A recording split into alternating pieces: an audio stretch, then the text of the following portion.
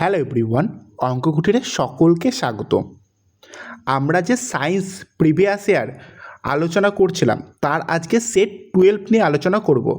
এখনও পর্যন্ত যারা সেট 1 থেকে সেট 11 দেখোনি তারা চ্যানেলের প্লেলিস্টে গিয়ে দেখে নিতে পারবে। চলো শুরু করা যাক।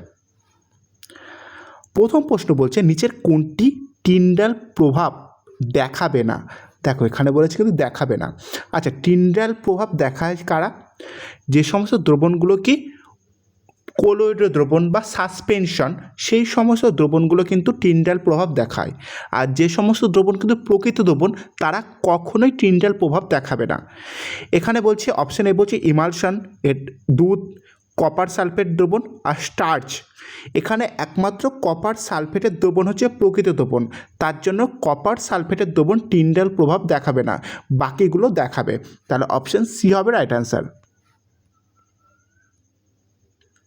বলছে রোগীর হৃদস্পন্দনের শব্দ টেথোস্কোপের মাধ্যমে চিকিৎসকের কানে কিভাবে পৌঁছায়। অপশান এ বলছে শব্দ কোনো প্রতিফলন ছাড়াই সরাসরি চলে যায়। অপশান বি বলছে এটি শব্দকে বড় করতে বিদ্যুৎ ব্যবহার করে। অপশান সি বলছে বাতাস বুকের শব্দ কানে বয়ে নিয়ে যায়। অপশান ডি বলছে শব্দের বারবার প্রতিফলনের মাধ্যমে চিকিৎসকের কানে পৌঁছায়। দেখো, শব্দের প্রতিফলনের যদি ব্যবহারিক প্রয়োগ বলা হয় সেটা হচ্ছে টেথোস্কোপে ইউজ করা হয়। তাই এই প্রশ্নটা মাথায় রাখবে, অপশান ডি হবে রাইট অ্যান্সার। মানে শব্দের বারবার প্রতিফলনের মাধ্যমেই চিকিৎসকের কানে মানে রোগীর হৃদস্পন্দনের শব্দ যায়। তাহলে অপশান ডি হবে রাইট অ্যান্সার।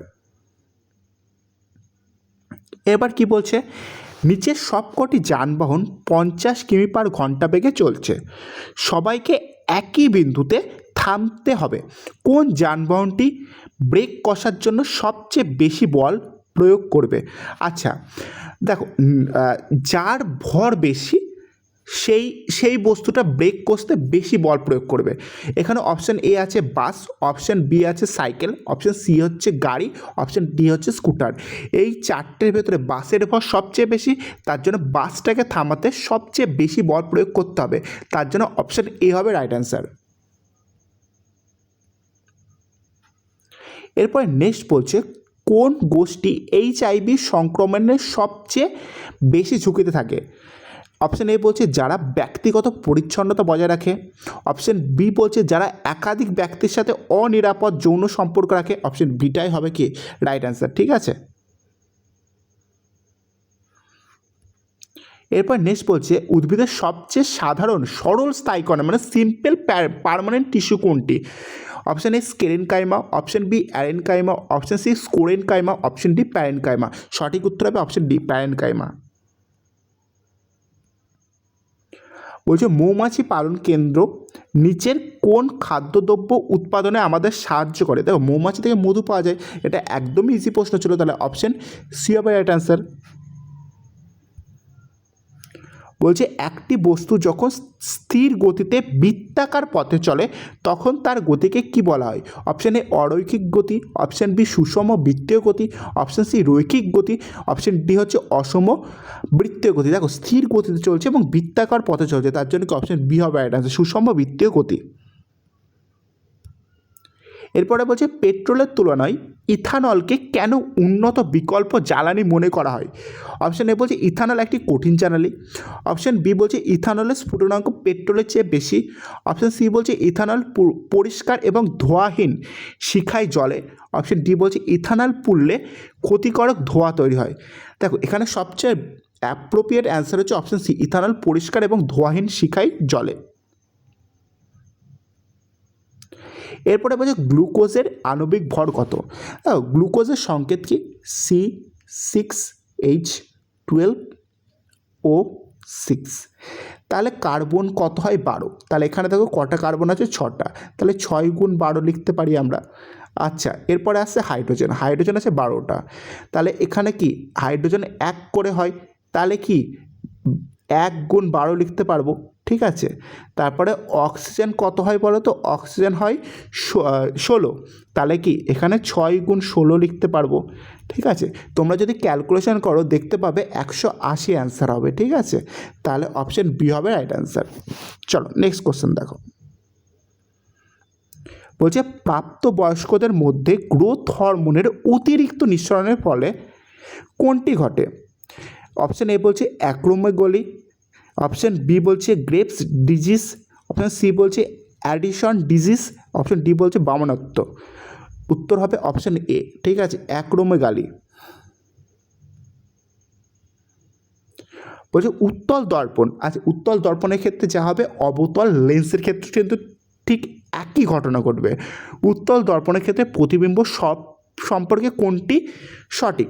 দেখো, উত্তল দর্পণ কী করে, সবসময় ছোট ছোট প্রতিবিম্ব তৈরি করবে এবং মানে অসৎ ও সোজা এবং অসৎ প্রতিবিম্ব তৈরি করবে। তাহলে অপশান বি হবে রাইট অ্যান্সার। অসৎ এবং অসৎ প্রতিবিম্ব সবসময় সোজা হয়, তাহলে কি অপশান বি হবে রাইট অ্যান্সার। বলছে রোস্টিং প্রক্রিয়ার মাধ্যমে নিচের কোন আকরিককে অক্সাইডে রূপান্তর করা হয়? Option A carbonate, option B sulphide, option C chloride, option D sulphide. ঠিক আছে, আচ্ছা অপশান বি হচ্ছে সালফাইড ছিল, অপশান ডি কিন্তু সালফাইড। আচ্ছা, রোস্টিং কিন্তু সালফাইডে করা হয়, তাহলে অপশান ডি হবে রাইট অ্যান্সার। তারপর বলছে নিচের কোনটি একটি রাসায়নিক বৈশিষ্ট্য? দেখো, স্ফুটনাঙ্ক, গলনাঙ্ক এইগুলো কিন্তু ভৌত বৈশিষ্ট্য। অপশান সি হচ্ছে তারল্য। তারল্য কিন্তু রাসায়নিক বৈশিষ্ট্য, তারল্য হচ্ছে পদার্থের একটা ধর্ম, ঠিক আছে। আর ডি হচ্ছে বাতাসের দহন, সেটাই একমাত্র রাসায়নিক পরিবর্তন, ঠিক আছে।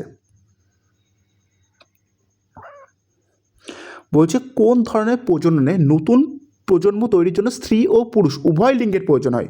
দেখো, কুড়ি বা বার্ডিং কিন্তু অযৌন জনন প্রক্রিয়া, তাহলে সেক্ষেত্রে কিন্তু একটা অপত্য জীব থাকলেই হবে, তাহলে এখানে দুটো জীব প্রয়োজন নেই, তাহলে অপশান এ তো বাদ। আচ্ছা, রেণু উৎপাদন এটাও কিন্তু অযৌন জনন, তাই এক্ষেত্রেও একটা জীব থাকলেই হবে। আচ্ছা, যৌন জননের ক্ষেত্রে কিন্তু অপশান সি, অবশ্যই যৌন জননের ক্ষেত্রে কিন্তু উভয় মানে স্ত্রী এবং পুরুষ উভয় লিঙ্গেরই প্রয়োজন হয়, তার জন্য অপশান সি হবে রাইট অ্যান্সার।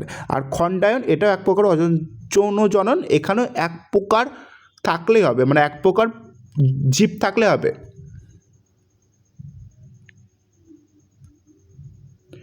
বলছে চলন বা গতি সম্পর্কে নিচের কোন বাক্যটি ভুল?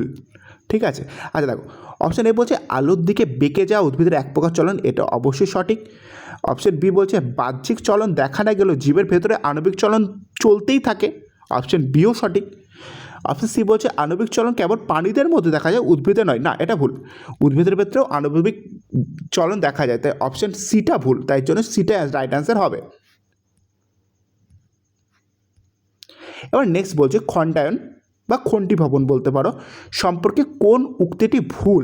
ঠিক আছে, অপশান এ বলছে রেণু উৎপাদন হলো খণ্ডায়ন মানে খণ্ডায়ন ভবন প্রক্রিয়ার একটি প্রকার। অপশান বি বলছে এটি জিনগতভাবে হুবহু একই রকম সন্তান তৈরি করে। অপশান সি বলছে এটি বহুকোষী জীবের মধ্যে ঘটে। অপশান ডি হচ্ছে এটি বিভাজিত হওয়ার আগে পরিপক্ক হওয়ার প্রয়োজন হয়। তাহলে কী হবে দেখো, এখানে অপশান এটা উৎপন্ন হবে, রেণু উৎপাদন খণ্ডায়ন প্রক্রিয়ার একই প্রকার নয়, এটা রেণু উৎপাদন আলাদা প্রকারে অযৌন জনন এবং খণ্ডী ভবনও আলাদা প্রকারে অযৌন জনন, তাহলে অপশান এটা ভুল। বলছে যখন একজন ব্যক্তি কাছের কোনো বস্তুর দিকে তাকান তখন সিলিয়ারি পেশি, অপশান এ বলছে সংকুচিত হয় এবং লেন্সকে পুরু করে তোলে, অপশান বি বলছে শিথিল হয় এবং লেন্সকে পুরু করে তোলে, অপশান সি বলছে সংকুচিত হয় এবং লেন্সকে পাতলা করে তোলে, অপশান ডি বলছে শিথিল হয় এবং লেন্সকে পাতলা করে তোলে। এখানে অপশান এ হবে রাইট অ্যান্সার। বলছে একটি সাদা কঠিন পদার্থ লঘু এই সেলের সাথে বিক্রিয়া করে একটি গ্যাস তৈরি করে যা চুনের জলকে ঘোলা করে, এখান থেকে কী সিদ্ধান্ত নেওয়া যায়? অপশান এ বলছে গ্যাসটি কার্বন ডাইঅক্সাইড, কার্বন এবং কঠিন পদার্থটি হচ্ছে কার্বনেট বা বাইকার্বনেট, এটাই সঠিক অ্যান্সার। ঠিক আছে, গ্যাসটি অবশ্যই কার্বন ডাইঅক্সাইড, কারণ এটা কার্বন ডাইঅক্সাইডের পরীক্ষা হিসাবে এই পরীক্ষাটা করা হয়। বলছি এম ভরের একটি বস্তুর ভি গতিশক্তি মানে ভি বেগে এম ভরে একটি বস্তুর ভি বেগে গতিশক্তি এক্স জুল, যদি বেগ বাড়িয়ে 4b করা হয় তবে গতিশক্তি কত হবে? দেখো, গতিশক্তির রাশিমালা মানে কাইনেটিক এনার্জি রাশিমালা হয় 12 mv², ঠিক আছে। আচ্ছা, এবার কি করা হয়েছে, এমকে কিছু চেঞ্জ করা হয়নি, হাফ কনস্ট্যান্ট, তার জন্য কি এটাও এমটাকেও চেঞ্জ করা হয়নি, তাহলে এমও কনস্ট্যান্ট, তাহলে কাইনেটিক এনার্জি মানে কে ই ভ্যারিস ভি স্কোয়ার বলতে পারি। এবার ভিকে যদি হচ্ছে কি কত গুণ করা হয়েছে, 4 গুণ মানে 4v করা হয়েছে, তাহলে গতিশক্তি কি 4 স্কোয়ার, তাহলে 16 গুণ হয়ে যাবে, তাহলে কি অপশন এ হবে এটা, 16xj মানে 16x জুল। বলছে খাদ্য শৃঙ্খলের প্রতিটি ধাপ নিচের কোনটি গঠন করে, অপশন এ পুষ্টিস্তর, পুষ্টিস্তর বাকিগুলোর তো সাথে কোনো সম্পর্ক নেই, স্ট্র্যাটোস্ফিয়ার স্তর, ট্রোপোস্ফিয়ার স্তর, ওজোন স্তর, এগুলো বায়ুমণ্ডলের স্তর, ঠিক আছে, তার জন্য এইগুলো আগেই বাদ দিয়ে দাও, তাহলে অপশন এ হবে রাইট অ্যান্সার। এরপরে বলছে কার্বন যৌগের সমযোজী বন্ধনের বৈশিষ্ট্য নিচের কোনটির সাথে সামঞ্জস্যপূর্ণ, অপশন এ বলছে নিম্ন স্ফুটনাঙ্ক, অপশন বি বলছে নিম্ন গলনাঙ্ক, নিম্ন গলনাঙ্ক এবং স্ফুটনাঙ্ক উভয়, অপশন সি বলছে নিম্ন গলনাঙ্ক এবং অপশন ডি বলছে উচ্চ পরিবাহিতা। এখানে সঠিক অ্যান্সার হবে অপশন বি, নিম্ন গলনাঙ্ক এবং স্ফুটনাঙ্ক উভয়। এর বলছে এ বাহু বিশিষ্ট একটি ঘনক রোধাঙ্কের উপাদান দিয়ে তৈরি, ঘনকের দুটি বিপরীত তলের মধ্যে রোধ কত। আচ্ছা দেখো, রোধ ইকুয়াল টু আমরা কী জানি, আর equal to rho l by a. আচ্ছা ঘনকের ক্ষেত্রে দেখো, ঘনকের ক্ষেত্রে আমি এখানে রোয়ে রাখলাম, আর এল হচ্ছে যে দৈর্ঘ্য, ঘনকের দৈর্ঘ্য এ, আর প্রস্থ এ হচ্ছে ক্যাপিটাল এ হচ্ছে ক্ষেত্রফলের প্রস্থচ্ছেদের ক্ষেত্রফল, তাহলে প্রস্থচ্ছেদের ক্ষেত্রফল কত হবে, এ স্কোয়ার, তাহলে এ দিয়ে যদি এ স্কোয়ারকে কাটি তাহলে একটা এ থাকবে, তাহলে কত হবে, রো বাই এ হবে, তাহলে সঠিক অ্যান্সার কি অপশন ডি হবে রাইট অ্যান্সার। ঠিক আছে, একদম ইজি অঙ্ক থাকে, তোমরা কনসেপ্ট শুধু সূত্রগুলো মেমোরাইজ করলেই হয়ে যায়।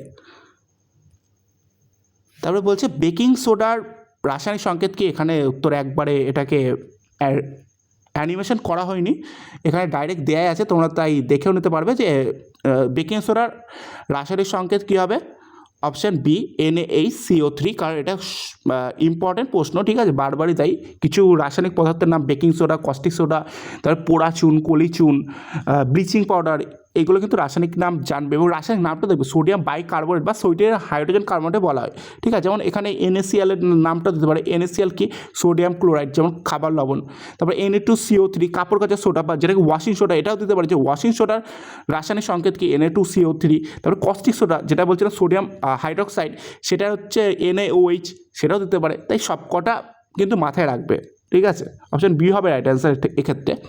তারপরে বলছে একটি যন্ত্রের রেটিং 120 ভোল্টে 90 ওয়াট হলে এটি কত বিদ্যুৎ প্রবাহ গ্রহণ করবে। আচ্ছা আমরা জানি পি সমান সমান মানে পাওয়ার, পি সমান সমান ভিআই, ঠিক আছে। আচ্ছা এখানে ভি এর ভ্যালু বলেছে, অবশ্যই ভি এর বলেছে 120, আর আয়ের ভ্যালু বলেছে, আয়ের ভ্যালুটা বের করতে হবে, আর এখানে ওয়াট হচ্ছে 90 মানে পাওয়ার বলে দিয়েছে, পি এর ভ্যালু বলেছে 90, তাহলে আই ইকুয়াল টু তুমি লিখতে পারবে 90/120, ঠিক আছে। তাহলে এবার 0 0 ক্যান্সেল করো, 9 3 দিয়ে কাটো, তাহলে 3 হবে, আর এটা 4 হবে, আর 3/4 হলো, তাহলে 3/4 মানে কি 0.75, এটা ক্যালকুলেশন করলে অপশন বি হবে রাইট অ্যান্সার।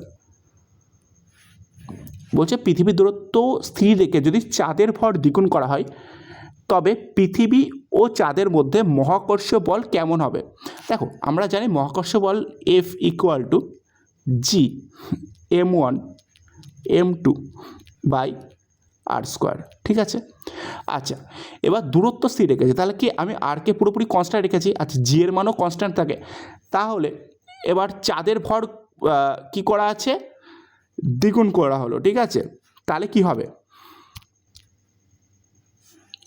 দেখো m1 যদি আমি বলি পৃথিবীর ভর, তাহলে পৃথিবীর ভরটাকে তো চেঞ্জ করা হয়নি, তাহলে জি কনস্ট্যান্ট, m1ও কনস্ট্যান্ট, আর স্কোয়ারও কনস্ট্যান্ট, তাহলে কি লিখতে পারি m ভ্যারিস m2 মানে কি চাঁদের ভর, তাহলে চাঁদের ভর যদি দ্বিগুণ করায় তাহলে কি এই মহাকর্ষ বলও কী হবে, দ্বিগুণই হবে, ঠিক আছে, যেহেতু সরল সম্পর্ক।